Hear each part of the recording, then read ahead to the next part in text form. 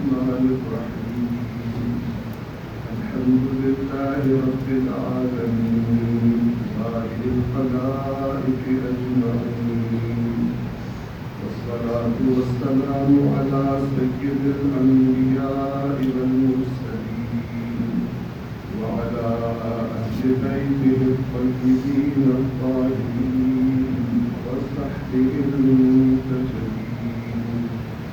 أما بعد فقد قال الله تعالى في القرآن الحكيم وهو أصدق القائلين. أعوذ بالله من الشيطان الرجيم. بسم الله الرحمن الرحيم. والذين اجتنبوا الطاغوت أن يعبدوها وأنابوا إلى الله لهم البشرى فبشر عبادي الذين يستمعون القول فيتبعون أحسنه أولئك الذين هداهم الله وأولئك هم أولو الألباب. أفمن حق عليه كلمة العذاب أفأنت توقظ من في النار. صدق الله العلي العظيم.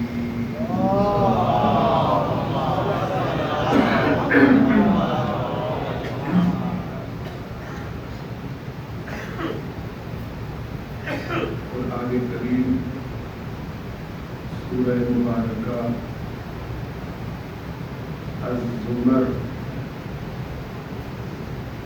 آیت نمبر 17، 18 اور 19 ہم عزیزان کی خدمت میں عزاداران سید الشہداء محبین محمد و آل محمد علیہ السلام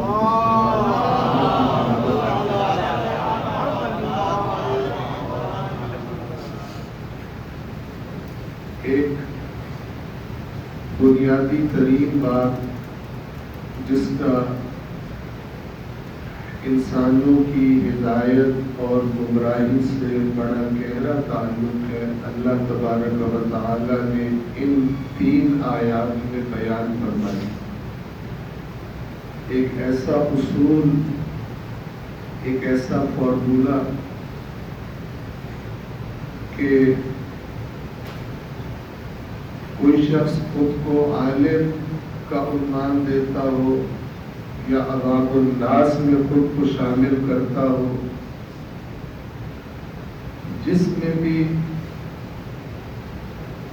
یہ باتیں نہ پائی جائیں جو اللہ تبارک و تعالی نے ان آیات میں بتائی ہیں، تو وہ گمراہی کے بہت ہی شدید خطرے سے دوچار.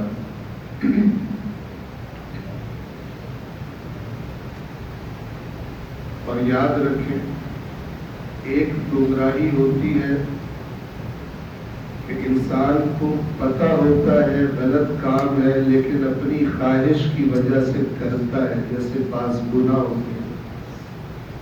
کسی کو پتہ ہے شراب حرام ہے پھر بھی پی لیتا ہے اپنی خواہش کی وجہ سے. گناہ کی لذت اس کو محسوس ہوتی ہے اس کی وجہ سے.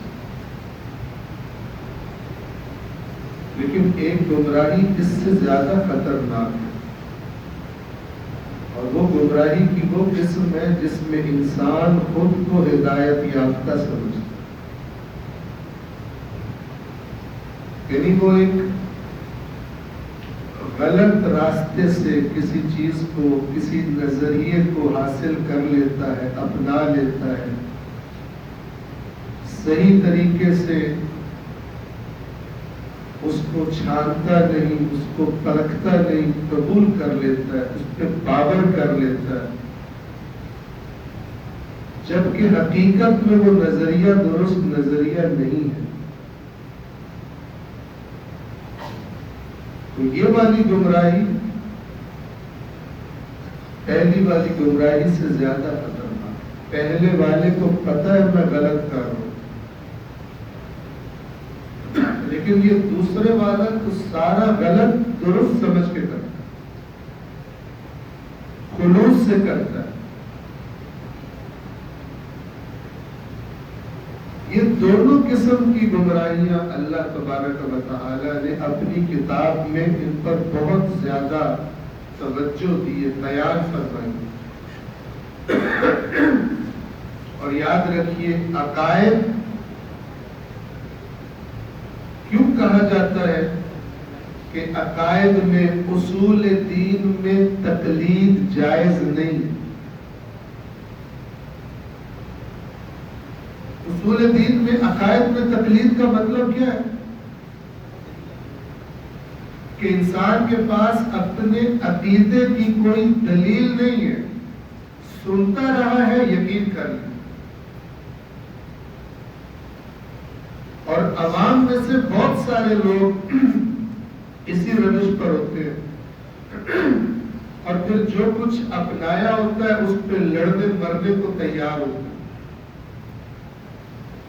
اگر کہیں کوئی سوال کر لے تو دلیل تو ہوتی نہیں ہے، گالی دینے پر، لڑائی جھگڑا کرنے پر اتر آتے ہیں، تہمت بازی پر اتر آتے ہیں۔ باقیوں کی تو کوئی مجال نہیں ہے۔ اللہ کی کتاب بتاتی ہے کہ قرآن کریم خود بتاتا ہے کہ اللہ کے تمام نبیوں کے ساتھ، قرآن کے لفظ یہ ہیں بلا استثناء، تمام انبیاء کو اس طبقے کا سامنا کرنا پڑا جو اپنے عقائد میں مقلد تھے۔ اللہ تعالیٰ ارشاد فرماتا ہے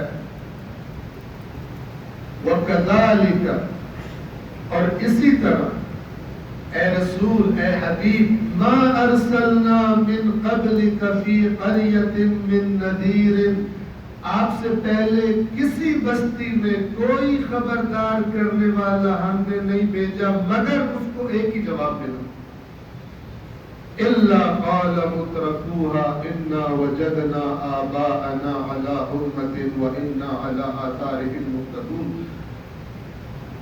ان کے بڑوں نے، معاصر لوگوں نے کیا جواب دیا نبی کو؟ کہ ہم نے اپنے باپ دادا کو ایک روش پر پایا ہے، ان کے یہ نظریات تھے اور ہم انہی کی اقتدا کریں گے، ہم تمہاری بات نہیں سنیں۔ یہ دلیل تھی ان کی نبی کی، انبیاء کی باتوں کو رد کرنے، کیونکہ علمی اور عقلی اعتبار سے، دلیل ہونے کے اعتبار سے وہ انبیاء کا مقابلہ نہیں کر سکتے۔ اور لوگوں کو اپنے آباء و اجداد بڑے پیارے ہوتے ہیں، آباء پرستی بہت پائی جاتی ہے۔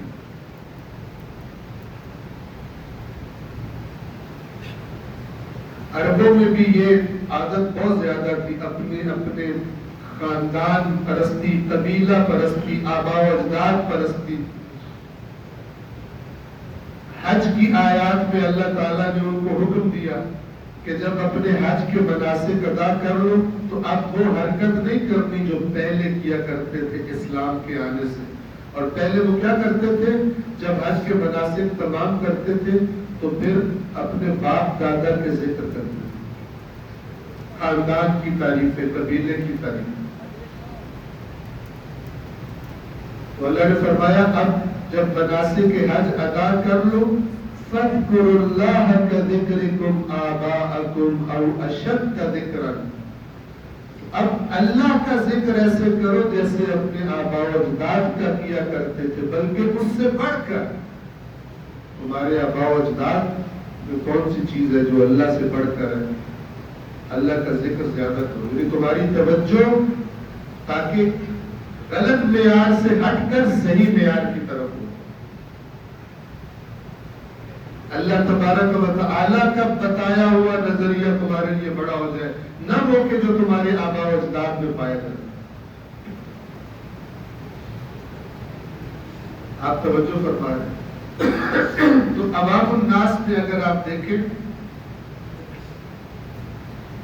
ابھی اسلام خود کو مسلمان کہنے والوں میں بہت سارے مسلک ہیں، بہت سارے گروہ ہیں، فرقے ہیں، آپ جو بھی نام رکھیں۔ متاسفانہ افسوس کے ساتھ بالعموم عوام کی حالت یہی ہوتی، ان کے پاس دلیل نہیں ہوتی، جو بھی عقیدہ ان کے ذہنوں میں راسخ کیا گیا ہے ان کی جنت اسی کے ساتھ جڑی ہوتی، ان کو خطرہ لگنے لگتا ہے کہ اگر یہ اینٹ ہل گئی تو میری جنت گئی۔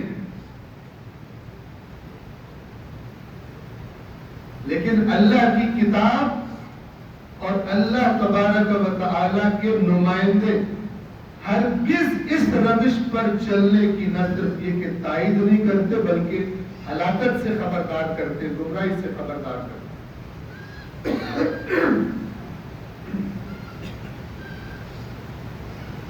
ان آیات پر آپ توجہ فرمائیں، ایک صلوات پڑھیں محمد والے۔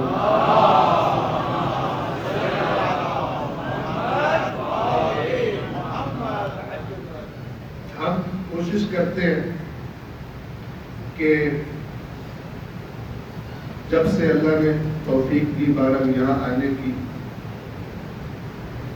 بعض لوگوں کو اچھا لگتا ہے، بعض لوگوں کو اچھا نہیں بھی لگتا، لیکن ہم کوشش کرتے ہیں کہ آپ کی خدمت میں قرآن سے اور محمد والے محمد کے فرمان سے ایسی چیزیں عرض کریں کہ جو ہمارے دین کی بنیاد، جس سے انسان کا فکر کا طریقہ ٹھیک ہو۔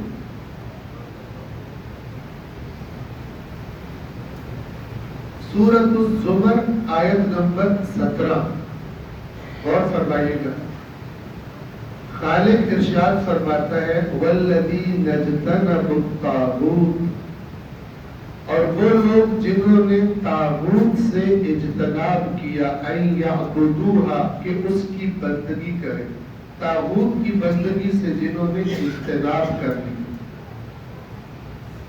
تو میری پچھلی بات کو ذہن میں رکھیے، طاغوت کی بندگی یعنی ہر اس چیز کی پیروی جو اللہ کی طرف سے نہیں ہے۔ تو میں نے عرض کیا کچھ لوگ کر رہے ہوتے ہیں، سمجھ رہے ہوتے ہیں کہ اللہ کے حکم کی پیروی۔ آپ اپنے معاشرے میں دیکھ سکتے ہیں، اور وہ لوگ جنہوں نے طاغوت کی بندگی سے اجتناب کیا، وَأَنَابُوا إِلَى اللَّهِ، اور پلٹ آئے، لوٹ آئے اللہ کی طرف، یعنی انہوں نے اپنی کیفیت تبدیل کر اللہ کی طرف پلٹ آئے، لَهُمُ الْبُشْرَى، انہی کے لیے خوشخبری۔ اس کا مطلب ہے انسان کو ہمیشہ اپنے اوپر ایک چیک رکھنا چاہیے، کچھ سالڈ باتیں، کچھ سالڈ ٹھوس معیار انسان کے پاس معلومات کچھ ایسی ہونی چاہیے جن پر وہ چیزوں کو پرکھ سکے۔ کوئی کتاب پڑھ رہا ہے، کسی سے سن رہا ہے کوئی تقریر، کچھ معیار ہونا چاہیے، نہ کہ یہ کہ اگر کوئی خطیب تگڑا ہے تو اس کی خطابت میں بہ جائے، کوئی شاعر اچھا ہے تو اس کی شاعری میں بہ جائے، کچھ معیار ہونا چاہیے۔ تو فرمایا جو لوٹ آئے اللہ کی طرف، پلٹ آئے، اپنی حالت میں تبدیلی پیدا کر لی کہ ماہ محرم امام حسین کے ایام بہترین ایام ہے اس کام کے لیے، خود کو سیدھا کرنے کے لیے، دلوں کو منقلب کرنے کے لیے، خود کو سید الشہداء جو مصباح الہدیٰ ہے، اللہ کے نبی کے فرمان کے مطابق حسین ہدایت کا چراغ ہے، اس چراغ کے نور سے خود کو جوڑنے کے لیے یہ بہترین ایام ہے اور بہترین چانس ہے جو اللہ نے پھر ایک مرتبہ سب کو عطا کی۔ پلٹ آئے اللہ کی طرف، لَهُمُ الْبُشْرَى، انہی کے لیے خوشخبری ہے، دوسروں کے لیے نہیں۔ فَبَشِّرْ عِبَادِ، تو اے میرا حبیب میرے ان بندوں کو خوشخبری سنا دی۔ دو صفات، دو خوشخبری۔ آج بعد از دوپہر ایک بڑی بابرکت اور بڑی اچھی ایک میٹنگ تھی علماء کرام کی جو کراچی میں مختلف جگہوں پر اشروں سے خطاب فرما رہے ہیں. بعض عزیزان نے کاوش کی اور وہ اکٹھے ہوئے اپنے موضوعات کو ایک دوسرے کے سامنے رکھا اور موجودہ حالات کے تناظر میں بہرحال تجاویز اور ایک دوسرے کے خیالات شیئر کیے. تو اس میٹنگ میں ایک عالم انہوں نے یہ کہا کہ جو ہمارے پاس ماضی کا سرمایہ ہے تو وہ یہ ہے کہ قرآن مجید کی 10-15 یا تھوڑی کم یا تھوڑی زیادہ آیات ایسی ہیں کہ وہ اتنی تکرار ہوئی ہے مجالس میں کہ اگرچہ کسی عوام کو یاد نہ بھی ہو لیکن جب وہ آیت پڑھی جائے تو اس کا مطلب اس کے ذہن میں آ جاتا ہے. یا ایھا الذین آمنوا اطیعوا اللہ واطیعوا الرسول واولی الامر منکم. ترجمہ نہ بھی کرو سننے والے کو پتہ چلتا ہے.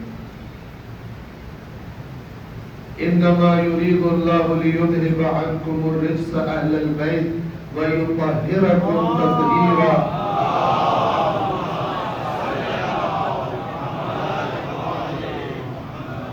وَيُطْعِمُونَ الطَّعَامَ عَلَى حُبِّهِ مِسْكِينًا وَيَتِيمًا وَأَسِيرًا. اب ان آیات کا ترجمہ کرنے کی ضرورت نہیں ہوتی، معنی ذہن میں آ جاتا ہے. انہوں نے فرمایا کہ اب وقت ہے کہ تھوڑا آگے بڑھے، 15-20 اور آیتیں بھی اس نصاب میں ایسی داخل کر دیں کہ وہ بھی سننے کے بعد عوام کو ترجمہ کرنے کی ضرورت نہ. آخر تک انہی 15-20 کو تھوڑی لے کے چلنا ہے. قرآن میں تو 6000 سے زیادہ آیا تو باقی کس کے ہیں؟ تو یہ جو آیت کریمہ میں نے کل آپ کے سامنے تلاوت کی وہ بھی ایسی ہونی چاہیے. سورہ آل عمران کی آیت نمبر 110. تم بہترین امت ہو، تمہیں لوگوں کی اصلاح کے لیے ذمہ داری دے کر بھیجا گیا ہے. تم امر بالمعروف کرتے ہو، نہی عن المنکر کرتے ہو اور اللہ پر ایمان رکھتے ہو. اور اگر اہل کتاب بھی ایمان لے آتے تو ان کے لیے بہتر تھا. ان میں سے مومن بھی ہیں اور اکثر ان میں سے فاسق. کئی نکات پر مشتمل ہے یہ آیت. ہر وہ شخص جو خود کو آخری نبی کا امتی سمجھتا ہے یہ آیت اسے اپنی ذمہ داری بتا رہی. یہ بات یاد رکھیے گا، بغیر ذمہ داری کے اللہ کچھ نہیں دیتا. وَالْعَصْرِ إِنَّ الْإِنسَانَ لَفِي خُسْرٍ. زمانہ گواہ ہے اس بات پر کہ انسان گھاٹے میں. إِلَّا الَّذِينَ آمَنُوا وَعَمِلُوا الصَّالِحَاتِ. صرف وہ لوگ استثناء ہیں اس گھاٹے سے، صرف وہ لوگ ایکسیپشن ہے، استثناء ہے، بچے ہیں اس گھاٹے سے کہ جو ایمان لائے اور صالح عمل انجام دی. وَتَوَاصَوْا بِالْحَقِّ وَتَوَاصَوْا بِالصَّبْرِ.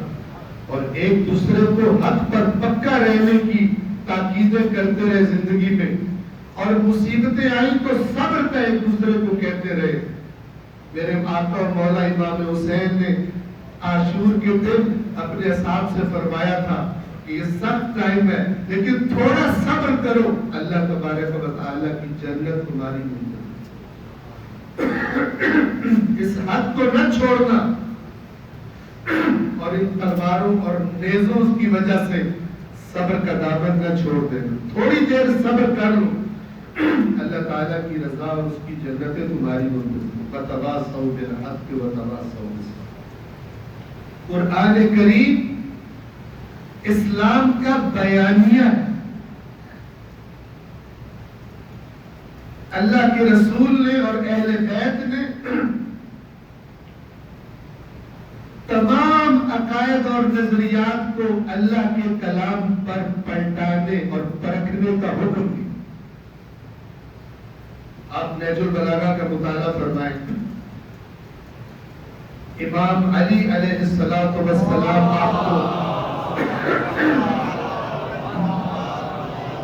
آپ کو فرماتے نظر آئیں گے کہ جو بھی تم رائے بنا چکے ہو، آرا رائے کی جمع، جو نظریات بنا چکے ہو، اس قرآن کے سامنے پیش کرو، اور اگر میچ نہیں کر رہے تو اپنی آرا کو متہم کرو کہ یہاں گڑبڑ ہوئی۔ کیسے اللہ کی کلام، اللہ کا کلام جو بنیاد ہے، جو قول فصل ہے، جو ابدی ہدایت ہے، کیسے تمہارا نظریہ اس سے میچ نہیں کرتا؟ کہاں سے لیا تم نے بغیر اللہ کی کتاب سے ٹیلی کیے وہ نظریہ، اس سے ملائے ہوئے تطبیق کیے بغیر وہ نظریہ؟ ہم پچھلے اشروں میں بھی بہت زیادہ اس بات پر قرآن مجید کے بارے میں جو کمی ہے ہمارے اندر، اس کمی کو دور کرنے کی طرف آپ کی خدمت پیاس کرتے ہیں۔ تو اے رسول، فبشر عباد، میرے ان بندوں کو خوشخبری سنا دیجئے، الذین یستمعون القول فیتبعون احسنہ، جن میں یہ دو صفات پائی جاتی ہے کہ وہ بات کو توجہ سے سنتے ہیں، وہ غافل لوگ نہیں ہوتے، لاپرواہ نہیں ہوتے، آدھی سنی آدھی نہ سنی، توجہ فرما رہے ہیں۔ کسی نے پوچھا مجلس سننے گئے تھے کیا سن کے آئے ہو؟ تو کہتے میں تو یہاں بیٹھا تھا، ثواب لینے گیا تھا، میں نے غور سے نہیں سنا۔ ان کے لیے خوشخبری نہیں، توجہ فرما رہے ہیں۔ ایک صاحب نے کہا میں فلان آیت اللہ کے درس خارج میں 20 سال سے جا رہا ہوں، لیکن صرف برکت کے لیے جاتا ہوں، سیکھنے نہیں جاتا۔ کس لیے جاتا ہوں؟ برکت کے لیے جاتا ہوں۔ اب خدا جانے وہ کون سی برکت ہے کہ 20 سال درس خارج میں جانے کے بعد بھی ان کو کسی قابل نہیں بنا سکتے، کہ صرف برکت کے لیے جاتا ہوں۔ سیکھنے کے لیے آئے، جیسے دنیاوی معاملات میں چیزوں کو اینالائز کرتے ہیں، دین کی باتوں کو بھی، دین کے نام پر کی گئی باتوں کو بھی ایسے آنکھیں بند کر کے قبول نہ کریں۔ آپ کا ماحول ماشاءاللہ پڑھا لکھا ہے، ہمارے پنجاب میں تو بعض لوگ ہیں، وہ تو جب دیکھتے ہیں نا کہ لوگ سوچ رہے ہیں کہ اس نے کیا بات کی ہے، تو وہ بھی بلیک میل کرتے، کہتے ہیں یہ بات صرف حلالیوں کو سمجھ ہے۔ ٹھیک ہے، وہ بیچارے بلیک مول ہو کے واہ واہ کرنا شروع کر دیتے ہیں کہ بھی ہمیں سمجھ آ گئی، چاہے سمجھ کک نہ آئے،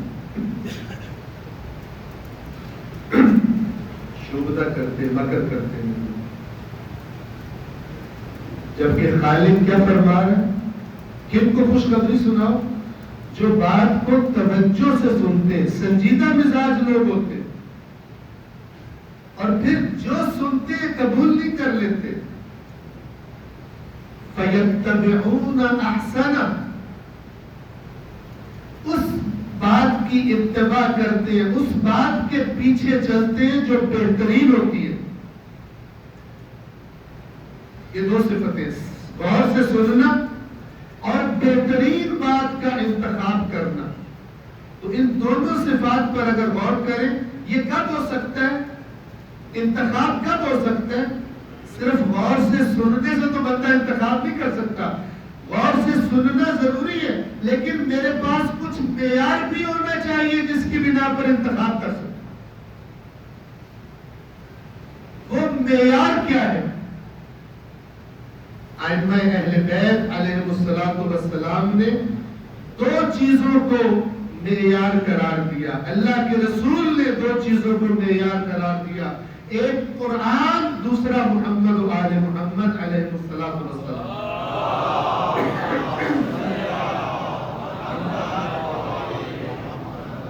آپ غور فرمائیے گا،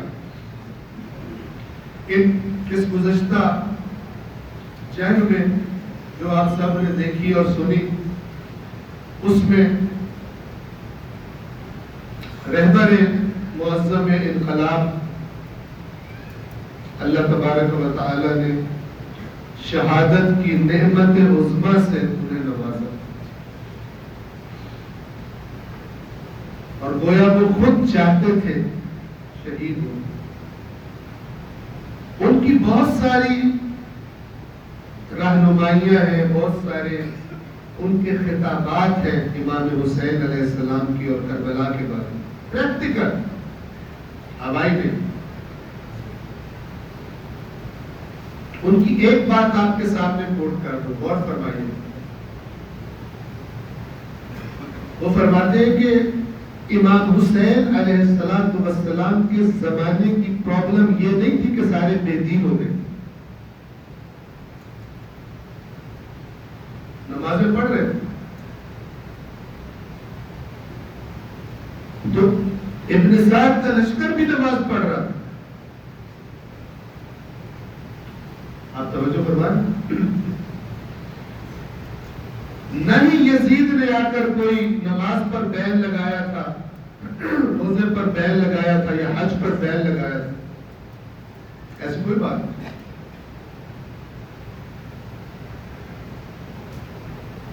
امام حسین علیہ السلام کے لوگوں کی پرابلم یہ نہیں تھی کہ وہ بے دین تھے اس معنی۔ امام کے زمانے کے لوگوں کی پرابلم یہ تھی کہ ان کے اندر اپنے زمانے کے حالات کا تجزیہ کر کے فیصلہ کرنے کی طاقت ہے، اس سے غافل۔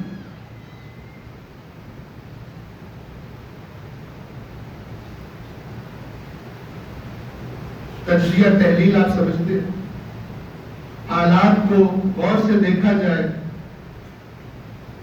فرسٹ ہینڈ انفارمیشن، دقیق ایکوریٹ معلومات حاصل کرنے کی کوشش کی جائے اور پھر ان معلومات کی روشنی میں فیصلہ کیا جائے کہ کس کا موقف درست ہے، اس فریق کا یا اس فریق کا۔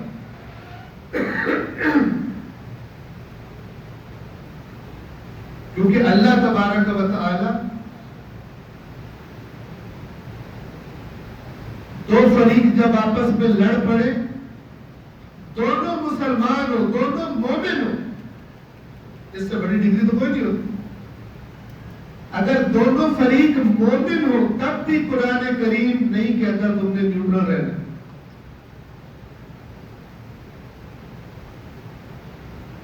سورۃ الحجرات۔ اور بڑی اشد ضرورت ہے کہ روایات اور احادیث کو آیات محکم قرآن پر پیش کیا جائے۔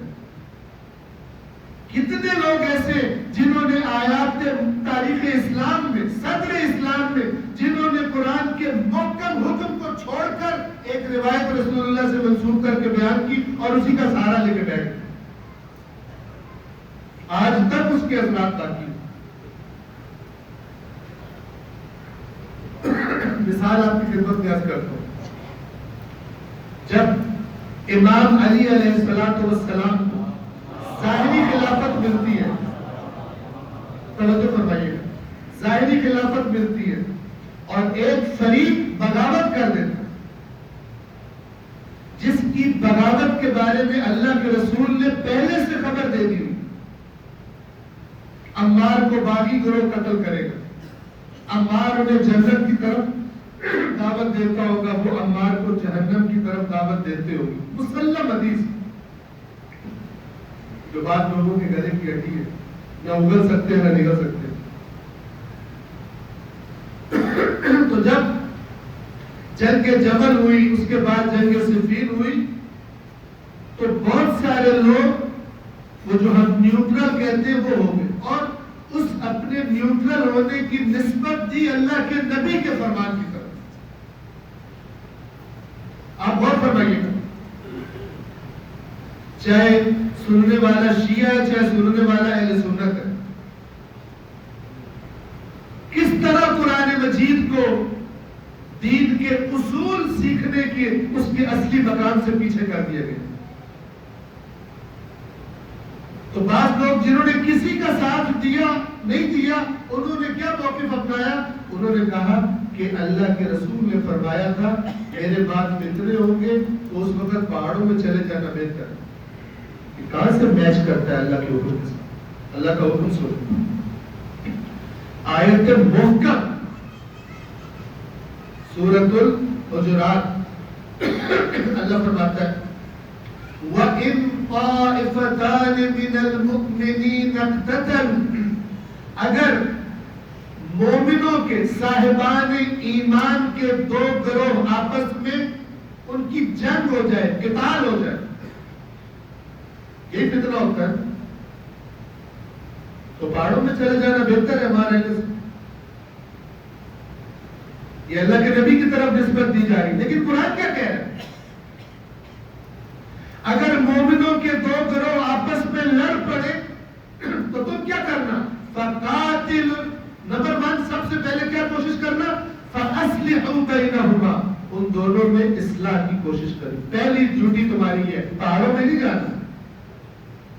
آپ بتائیں میچ کرتی ہے دونوں باتیں؟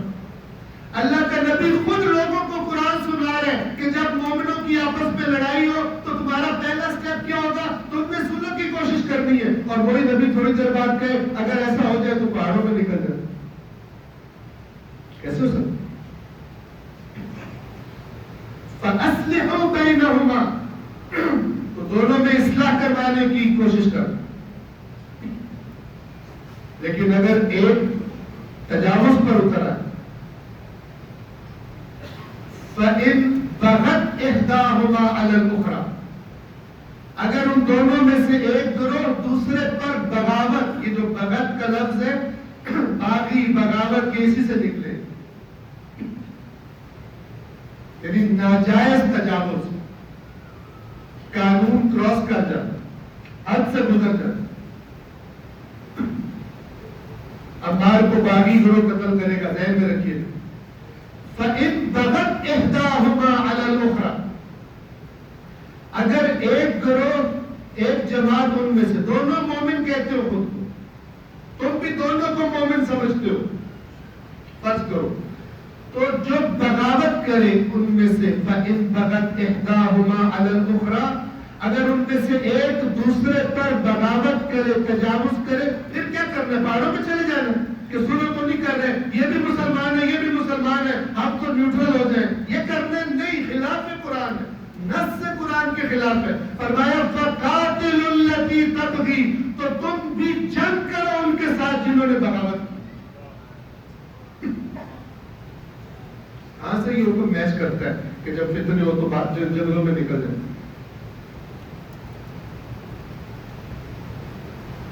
زیادہ سے زیادہ اتنی مہلت بندہ لے لے کہ سمجھ لے اچھی طرح حق کا ہے اور باطل کا ہے، زیادہ سے زیادہ اتنا ٹائم لے لے تاکہ غلط استعمال نہ ہو جائے۔ لیکن یہ کہے کہ کیونکہ دونوں طرف مومن ہے لہذا میں کسی کا ساتھ نہیں دیتا، یہ جس نے بھی کیا خلاف حکم پروردگار کیا، اللہ کے حکم سے کوئی استثناء نہیں۔ قرآن میں اللہ نے اپنے رسول کو حکم دیا کہ اے رسول ان کو بتا دیجئے اگر میں بھی رب کی نافرمانی کروں میں عظیم دن کے عذاب سے ڈرتا ہوں۔ باقی کسی کی مجال نہیں ہے کہ وہ کہے اللہ کی آیات کے احکام سے وہ استثناء ہے۔ قل انی اخاف ان عصیت ربی عذاب یوم عظیم، اے رسول کہہ دیجئے اگر میں اپنے رب کی نافرمانی کروں میں ایک عظیم دن کے عذاب سے ڈرتا ہوں۔ کوئی استثناء نہیں ہے اللہ کے قانون میں۔ توجہ فرمائے۔ اب آپ دیکھیں واضح حکم قرآن کیا ہے، اور ایک چیز حدیث سے نسبت دے کر اس کے برعکس عمل کر لیا گیا، تو کیسے فیصلہ کریں؟ تو عرض کیا کہ صحیح کا انتخاب کرنے کے لیے کچھ معیار چاہیے مجھے۔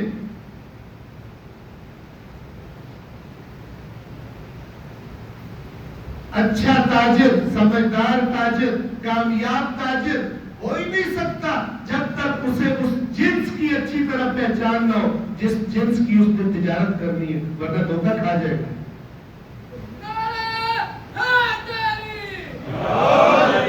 توجہ فرمائیں۔ بس ان کے لیے خوشخبری ہے قرآن کی جو بات کو توجہ سے سنتے ہیں، غور سے سنتے ہیں اور بہترین بات کی اتباع کریں۔ یہ دو صفات، اور تیسری ان میں چھپی ہوئی ہے، کوئی معیار ہوگا، کوئی علم ہوگا ان کے پاس جس کی بنا پر فیصلہ کریں۔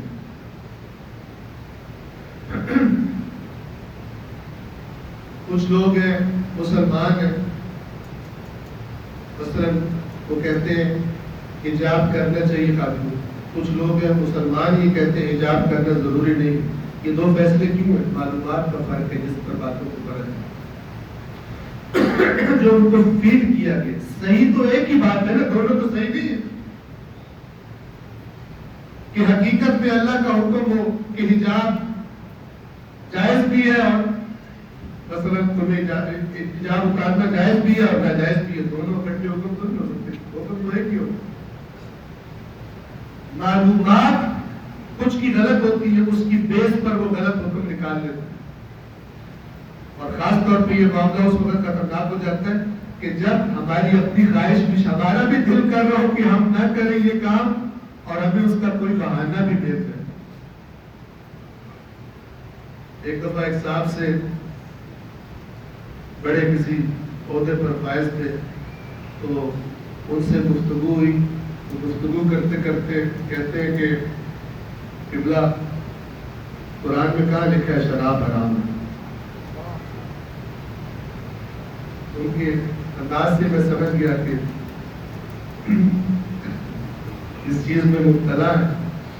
تو میں نے انہیں آیت پڑھ کے سنائی کہ اللہ تعالیٰ فرما رہا ہے شراب اور جوا اور انصاب اور ازلام. اب الفاظ دیکھیے گا, رجسن, یہ تو صرف رجس ہے, من عمل الشیطان, یہ شیطان کا عمل ہے, فجتنبو, بس اس سے اجتناب کرو. کہتے ہیں حرام تو نہیں لکھا.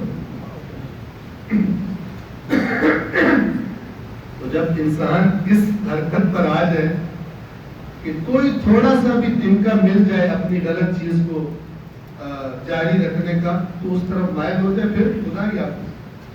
بہرحال ایک سلوات پڑھے پھر حکومت والا.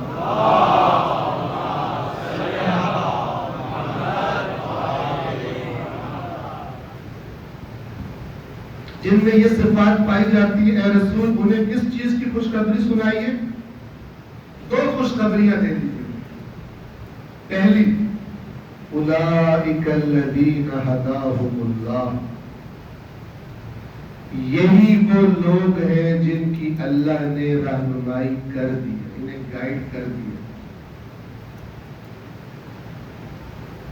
کہ تم نے کیسے ڈیسائیڈ کرنا ہے کیا صحیح اور کیا غلط. یہ گائیڈڈ لوگ, بات کو توجہ سے سننے والے اور بہترین کا انتخاب کرنے والے, یہ صلاحیت رکھنے والے. یہی پرابلم تھی امام حسین علیہ السلام کے زمانے کے لوگوں کی. نہ کہ بے دین تھے, اللہ کا انکار کر دیا تھا, رسول پاک کی رسالت کا انکار کر دیا تھا, ایسا نہیں تھا. وہ ابن سعد ملعون بھی اپنے لشکر کو جب حملہ کرنے کا حکم دیتے ہیں تو چاہے وہ تو مکر کر رہا تھا ان میں سے بعض کو بے وقوف بنانے کے لیے, لیکن جملہ کیا بولتا ہے, یا خیل اللہ ارکبی, اے اللہ کے لشکر سوار ہو جاؤ سواریوں پر, وبالجنت ابشری, اور جنت کی خوشخبری لے لو. کس بات پر؟ نوازہ رسول سے جنگ اور انہیں قتل کرنا. تو انسانوں کی عقلیں بڑی حد تک بھی موت ہو جاتی جب یہ طاقت کھو دے.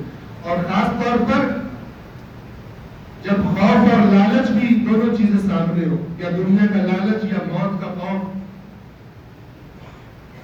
جیلوں کا, قیدوں کا, زندانوں کا خوف, یہ پھر انسان کو اور راغب کر دیتی اسی سائڈ پہ جائے جہاں سے یہ بات بچ رہی ہے. آپ کو ایک حدیث سناؤں گا انشاءاللہ اس کے حوالے سے. یہی لوگ ہیں جن کی اللہ نے ہدایت کر دی ہے, وَأُولَئِكَ هُمْ أُولُو الْأَلْبَابِ, خالق کے الفاظ پہ غور کیجئے گا, اور یہی ہے صاحبان عقل. اللہ کی نظروں میں اگر عقل والے ہیں تو وہ یہ لوگ جو اپنی عقلوں کو اس معاملے میں اس طرح سے استعمال کرنے کی عادت ڈال چکے, بغیر جانچ پرکھ کیے باتوں کو قبول نہیں کرتے. لیکن عرض کی افسوس کے ساتھ اکثر عوام کا مسئلہ عقائد میں تقلید ہے. لہذا اگر کسی سے بحث ہو جائے, سب کی بات نہیں کر رہا لیکن بہت سن, اور اس کے ساتھ جڑے ہوئے ایک انتہائی خطرناک معاملے سے کی طرف اور اشارہ کرنا,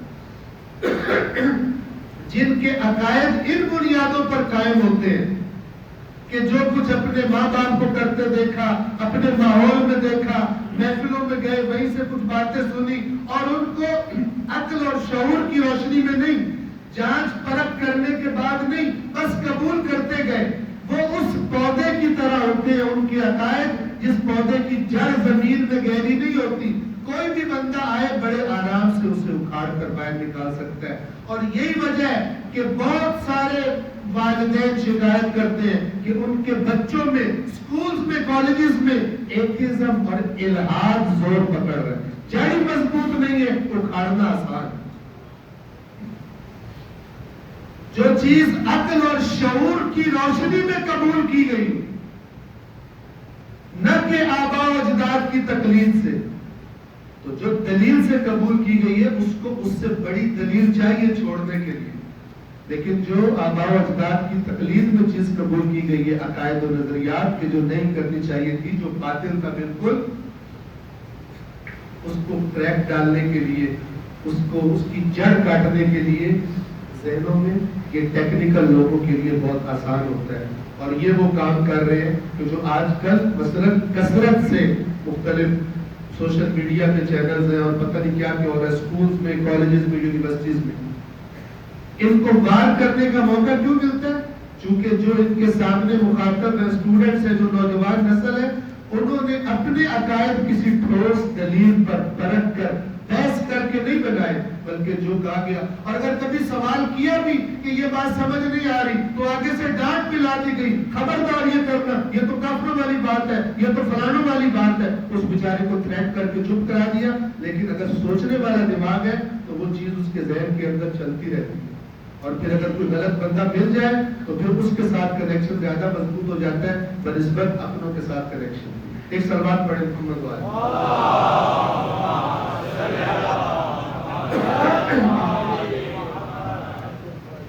اولئک الذین ھداھم اللہ واولئک ھم اولو الالباب، یہی لوگ ہیں جن کی اللہ نے ہدایت کر دی ہے اور یہی ہیں صاحبان عقل۔ اور آیت نمبر 19 میں فرمایا، خوب توجہ فرمائیے گا، افمن حق علیہ کلمۃ العذاب، اے حبیب کیا وہ جس پر عذاب کا کلمہ حق ہو چکا ہے، یعنی اللہ نے فیصلہ کر دیا ہے کہ اس کو عذاب ہوگا، افانت تنقذ من فی النار، کیا جو آگ میں ہے آپ اس کو چھڑواؤ؟ کیا مطلب؟ پچھلی آیات کو ذہن میں رکھیں، یعنی جو سنجیدہ نہیں ہے، جو سنتا ہے قبول کرتا جا رہا ہے، پرکھتا نہیں ہے، اس کے پاس کوئی معیار نہیں ہے صحیح اور غلط میں تمیز کرنے کا، اس کو آپ عذاب سے نکلواؤ گے؟ یہ نہیں نکلنے والا۔ اس کو تو جو ڈائریکشن پر لگا دیا گیا چلتا جا رہا ہے، صحیح ہے یا غلط، اس نے اپنی ساری امیدیں وہیں سے جوڑ لی۔ اسے کہتے ہیں اصول دین میں تقلید، آباء و اجداد کی تقلید، جو سنا اسے قبول کر لیا۔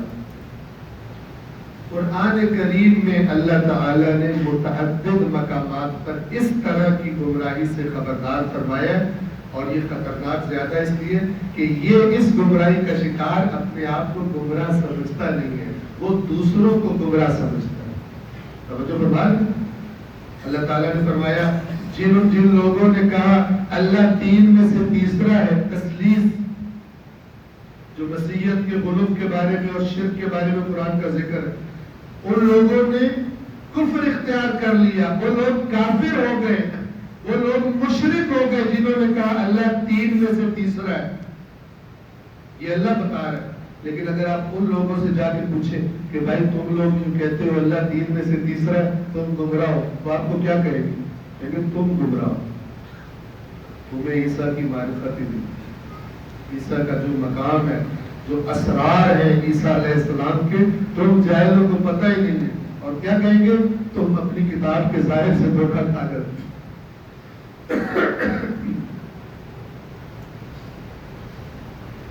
ایک کسی حوالے سے فرمان ائمہ اہل بیت کا، اور آج کی گفتگو کو میں تمام کروں۔ یہ ساری کی ساری تاکید کس لیے ہے کل میں نے آپ کی خدمت میں عرض کیا تھا ابتدائی بات کے طور پر کہ ہر معاملے میں اور خاص طور پر کربلا سید الشہداء کا قیام سب سے پہلا سٹیپ اس کے بارے میں اس کی صحیح معرفت ہے، صحیح شناخت۔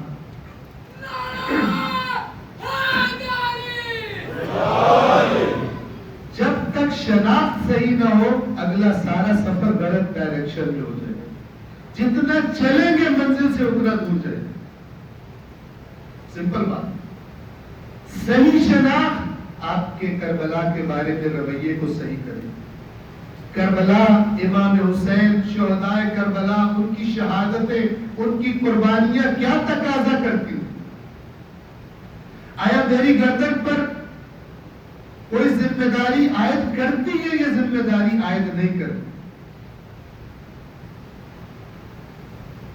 یہ دونوں میں سے کوئی ایک سائڈ کو پھر آپ چوز کر لیں گے جیسی کربلا کی شناخت ہوگی آپ۔ کتاب اصول کافی کا مقدمہ بالکل آغاز میں ابتدا میں شیخ کلینی رضوان اللہ تعالی علیہ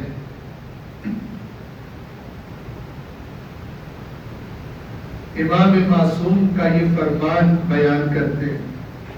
آپ توجہ فرمائیے بس آپ کی، اس کے بعد گفتگو تمام کرنے لگا انہی آیات کو ذہن میں رکھتے ہوئے۔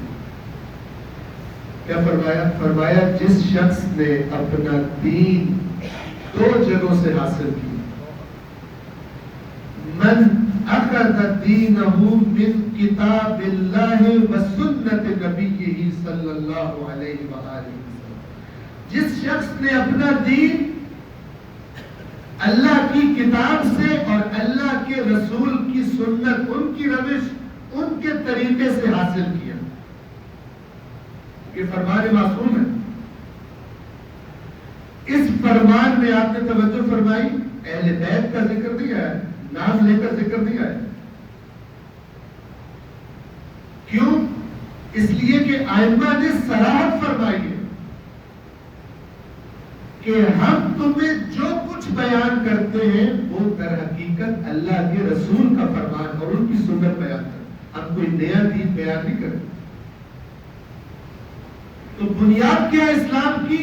قرآن مجید اور سنت رسول، کیونکہ دین جس کا نام اسلام ہے اللہ کے رسول کی زندگی میں اس کے کمال کا اعلان کر دیا، اور کامل اس چیز کو کہا جاتا ہے جس کو اب کسی ایڈیشن کی ضرورت نہیں ہوتی کہ کوئی کمی رہ گئی ہے کوئی آ کے اس میں ایڈ کرے، بلکہ امامت کا کام اس مکمل دین کی اپنی صحیح شکل میں حفاظت ہوتا ہے، نہ کہ اس دین میں کچھ ایڈ کرنا یا سبٹریکٹ کرنا۔ لہذا ائمہ نے صراحت فرمائی ہم تمہیں جو بیان کرتے ہیں وہ اللہ کے رسول کا فرمان ہوتا ہے، ہم تمہیں اس کے علاوہ خود اپنے آپ سے کچھ بیان نہیں کرتے۔ اس لیے فرمایا جس شخص نے اپنا دین اللہ کی کتاب سے اور اللہ کے رسول کی سنت سے لیا، پہاڑ اپنی جگہ سے ہٹ جائیں گے، یہ اپنا دین نہیں چھوڑے۔ اس قدر مضبوط، یا جو ہم لفظ استعمال کرتے ہیں راسخ العقیدہ، راسخ درست عقیدہ، یہ اتنا مضبوط ہوگا کہ جو مرضی فتنے آ جائیں، گمراہیوں کے حملے ہو جائیں، پہاڑ اپنی جگہ چھوڑ دیں گے، یہ اپنا دین نہیں چھوڑے گا، اپنا نظریہ، اپنا ایمان، اپنا عقیدہ نہیں چھوڑے گا۔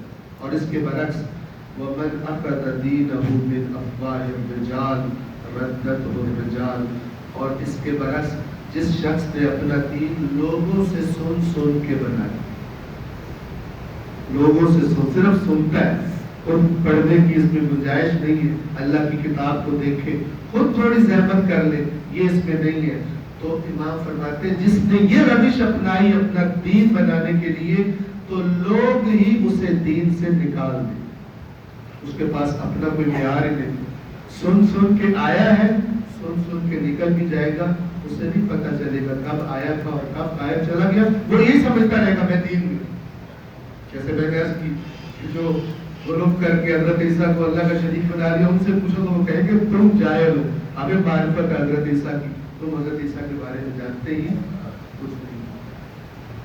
اللہ تبارک و تعالی اپنے دین کی معرفت، سید الشہداء کی معرفت، ان کے قیام کی معرفت جو بے مثل و بے مثال ہے، اس قیام کی معرفت اور اس قیام سے مربوط واقعات کی معرفت اللہ تبارک و تعالی ہم سب کو عطا فرمائے۔ آج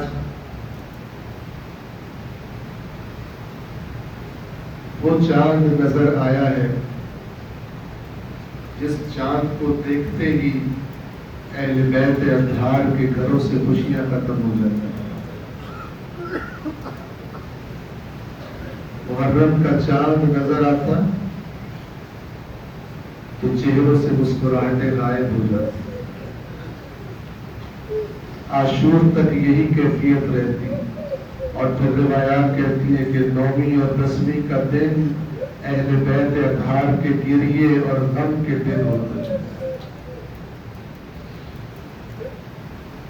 آج کی شب ذکر کروں نواسہ رسول کی اپنے نانا کے شہر سے جدائی کا رخصت کا۔ آپ شباہت دیکھیے رسول اللہ میں اور ان کے نواسے میں۔ رسول اللہ کا وطن مکہ تھا، دین کی وجہ سے چھوڑنا پڑا۔ خاص طور پر محافظ رسول جناب ابو طالب کی وفات، بی بی خدیجہ الکبریٰ والدہ جناب زہرا کی وفات کے بعد اب اللہ نے بھی حکم دے دیا کہ اس دین کی سربلندی کے لیے آپ مکہ چھوڑ دیں، ہجرت کر جائیں،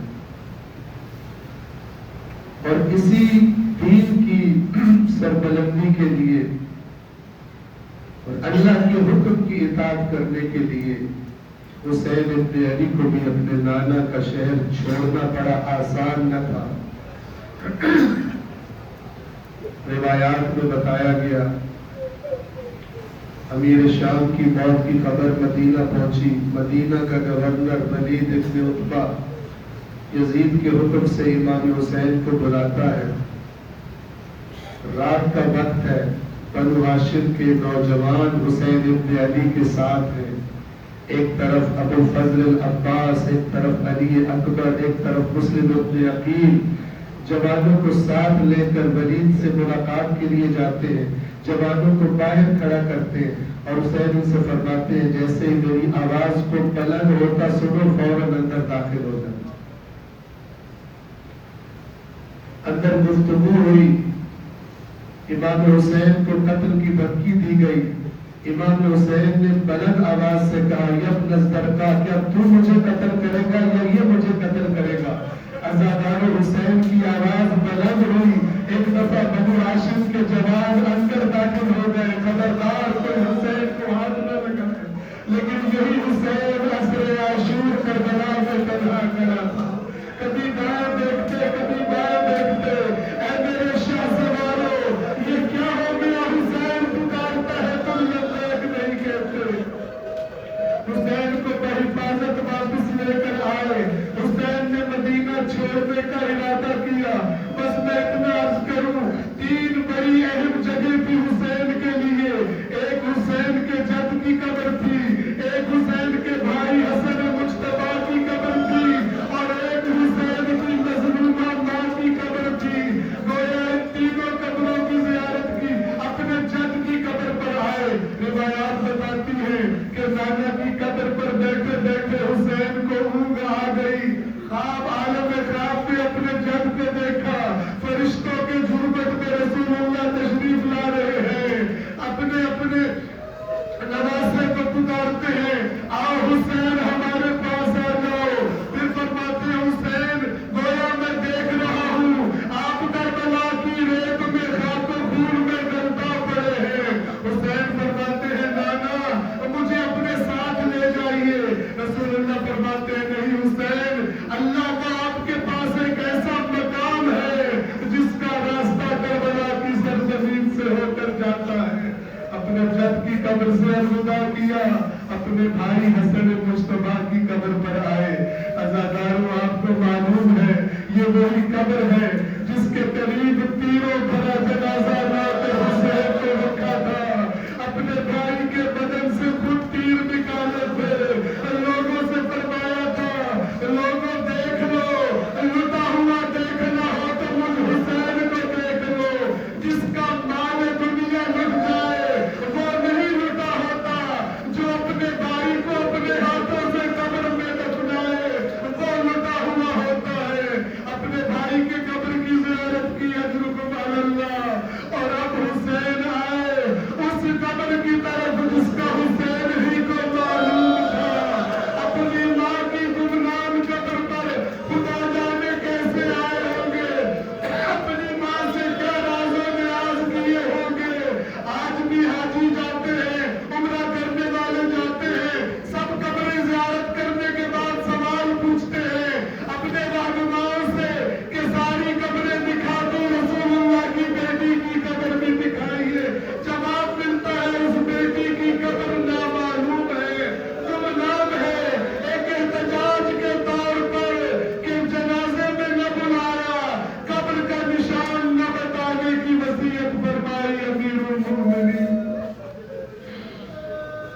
الا لعنۃ اللہ علی القوم الظالمین، وسيعلم الذين ظلموا أي